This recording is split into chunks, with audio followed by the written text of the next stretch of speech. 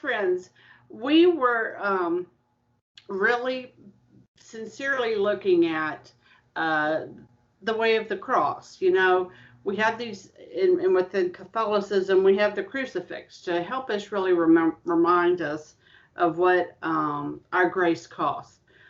But I know my crucifixes are beautiful, and I know the Christian cross is often very beautiful, and as it should be, because it's highlighting um, the it's a sign to a reality behind it. So this beauty, this artist, that's totally appropriate. Within that, sometimes we can forget that the cross is a real deal, and how do when we encounter this the reality of suffering, how to go about it. I kind of wanted to pick back up with what Micah was talking about. It is, why didn't God prevent the accident? Because right, He can do anything He wants to. Why doesn't He do that? And I think it goes to our prior question: why did God not prevent Adam from sinning? Why didn't He do that? And Saint Leo the Great, who turned Attila the Hun from sacking Rome back in the day, he will say, Christ's inexpressible grace gave us blessings better than those the demon's envy had taken away. So it's that idea that Christ is going to give us a greater blessing than that which we will endure.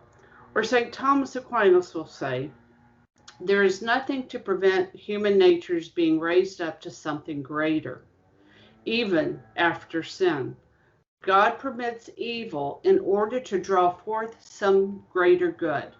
And so he goes straight to St. Paul, wherein sin increased, grace abounded all the more. And the exultate, a famous hymn, sings, O happy fault, which gained for us so great a Redeemer.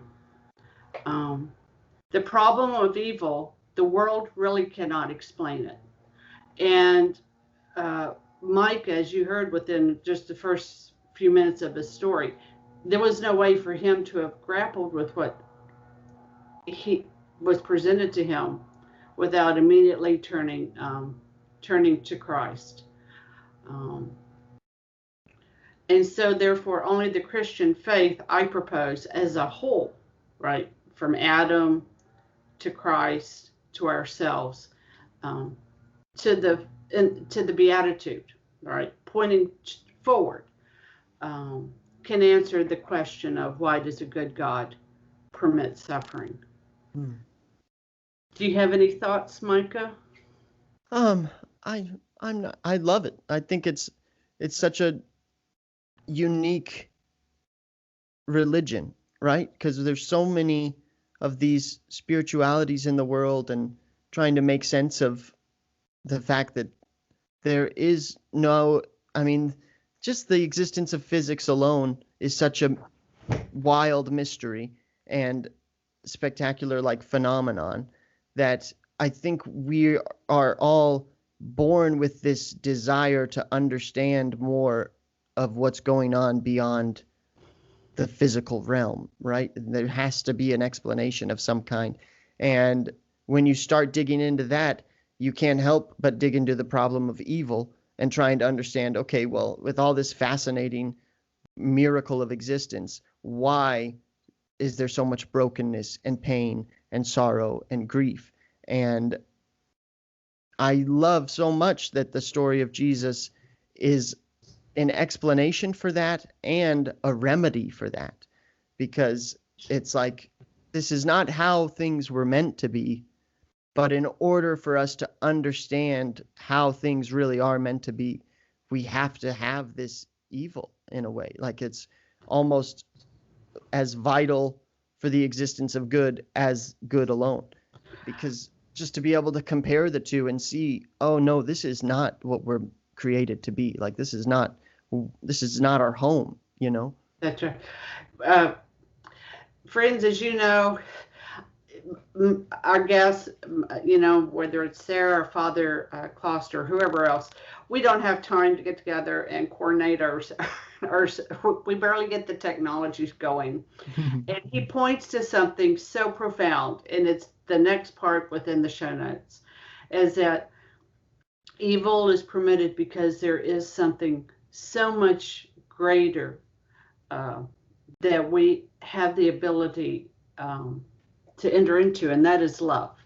And love requires the freedom of choice. It requires to be able to have a free gift of self. It can't be compelled and it can't be ordered, or we have a robot or a slave or that sort of thing. And because love has this aspect of free will, free choice, man can refuse God's friendship and refuse the creator, as the cross reminds us. And that's where things can go astray real fast without that. So God creates a good world, and He includes the best of things, which is love. And within that great gift, there's the kernel, right? There's the drama for each of our souls. Do we choose our good and loving Father, who has truly only the very best in mind for us, or do we do what Lucifer said, non serviam? I will not, I will look out after me in my own interest. Yeah. Selfishness or give of yourself. That's correct. Let's see. I think we skipped over. So, what are you doing at this part in your life now? So yeah, okay.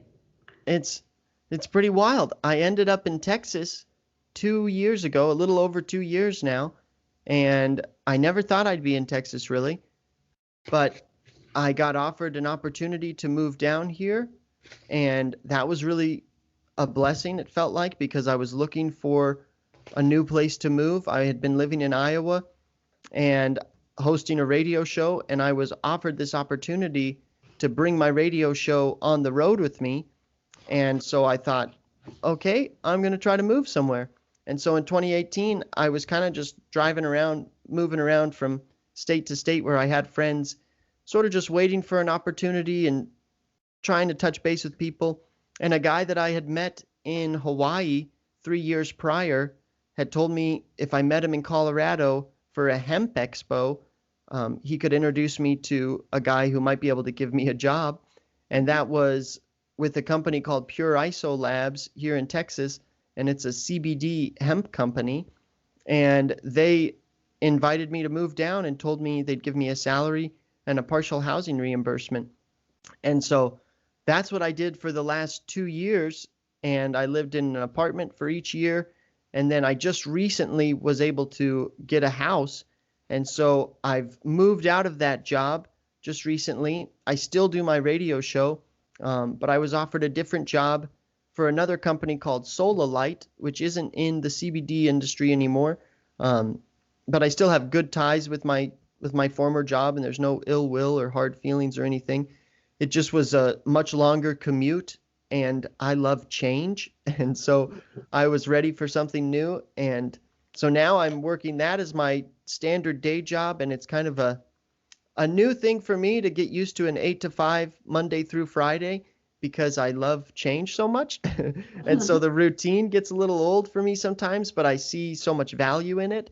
And to have this house and to still have my radio show, and it's just really wild to see the way things have kind of fallen into place.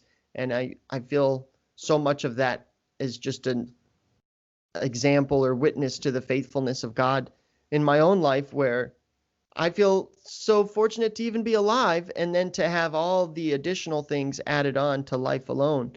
It feels just overwhelming in a lot of ways because I'm so grateful. So Absolutely. All right, my friends. We're going to pick up in the next episode. Till the next time, Fides et Ratio.